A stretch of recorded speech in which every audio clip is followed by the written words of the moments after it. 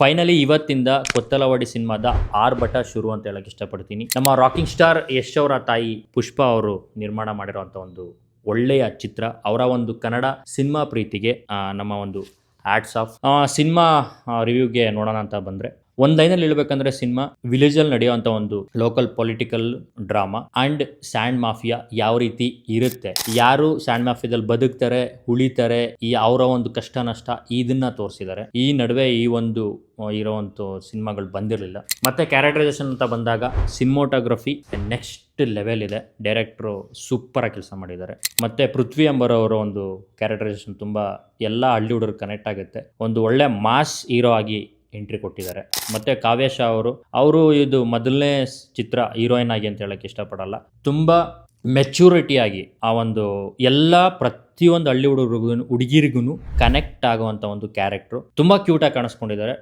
ಪ್ರತಿಯೊಬ್ಬರಿಗೂ ಇಷ್ಟ ಆಗುವಂಥ ಒಂದು ಹುಡುಗಿ ಕ್ಯಾರೆಕ್ಟ್ರು, ಹಳ್ಳಿ ಸೊಗಡಿನ ಹುಡುಗಿ ಕ್ಯಾರೆಕ್ಟರ್ ಆಗಿ ಕಾಣಿಸ್ತು. ಇನ್ನೊಂದು, ಈ ಸಿನಿಮಾದ ಜೀವಾಳ, ಈ ಸಿನಿಮಾದ ಕಂಟೆಂಟು, ಈ ಸಿನಿಮಾದ ಒಂದು ಬೇಸ್ ಅಂತ ಅಂದರೆ ದೇಶಪಾಂಡೆ ಅವರೊಂದು ಪೊಲಿಟಿಷಿಯನ್ ಆಗಿ ಈ ಸಿನಿಮಾದಲ್ಲಿ ಅವರೊಂದು ಕತೆಗೆ ಎಷ್ಟು ಚೆನ್ನಾಗಿ ನರೇಟ್ ಆಗಿದ್ದಾರೆ, ಆ ಒಂದು ಕ್ಯಾರೆಕ್ಟರಿಗೆ ಎಷ್ಟು ಫಿಕ್ಸ್ ಆಗಿದ್ದಾರೆ ಅಂತ ಅಂದರೆ ಖಂಡಿತವಾಗ್ಲೂ ತುಂಬ ಬೆಸ್ಟ್ ಆ್ಯಕ್ಟರ್. ಅದ್ರ ಬಗ್ಗೆ ನಾವೇನು ಹೇಳಂಗಿಲ್ಲ, ಎಲ್ಲರಿಗೂ ಗೊತ್ತು.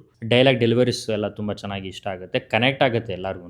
ಇನ್ನೊಂದು ಕ್ಯಾರೆಕ್ಟರ್ ಅಂದರೆ ಬಾಬಣ್ಣ ಅನ್ನೋ ಒಂದು ಕ್ಯಾರೆಕ್ಟ್ರು ನಿಮಗೆ ಇಷ್ಟ ಆಗುತ್ತೆ. ಇದು ಈ ಸಿನಿಮಾದ ಒಂದು ಪ್ಲಸ್ಸು ಎಲ್ಲ.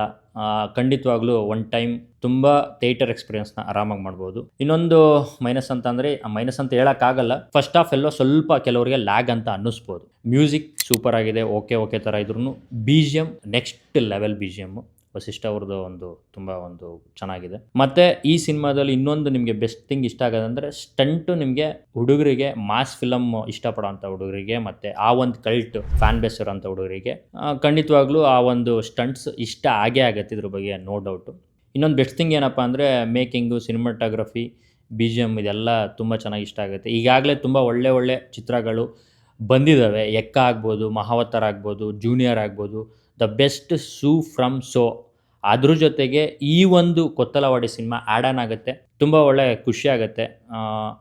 ಖಂಡಿತವಾಗ್ಲೂ ಹೋಗಿ ನೋಡಿ. ಸಿನಿಮಾ ತುಂಬ ಚೆನ್ನಾಗಿ ಮೂಡಿ ಬಂದಿದೆ. ಈ ಒಂದು ಪ್ರೊಡಕ್ಷನ್ ಗೆದ್ದರೆ ಖಂಡಿತವಾಗ್ಲೂ ತುಂಬ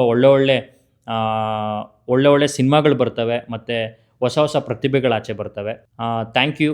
ಇದೇ ರೀತಿ ಮೂವಿ ರಿವ್ಯೂಗೆ ನಮ್ಮ ಪ್ಯಾನ್ ಇಂಡಿಯಾ 360 ಯೂಟ್ಯೂಬ್ ಚಾನಲ್ನ ಸಬ್ಸ್ಕ್ರೈಬ್ ಮಾಡಿ, ಸಪೋರ್ಟ್ ಮಾಡಿ. ಸರ್ವೇ ಜನ ಸುಖಿನೋ ಭವಂತು. ಧನ್ಯವಾದಗಳು.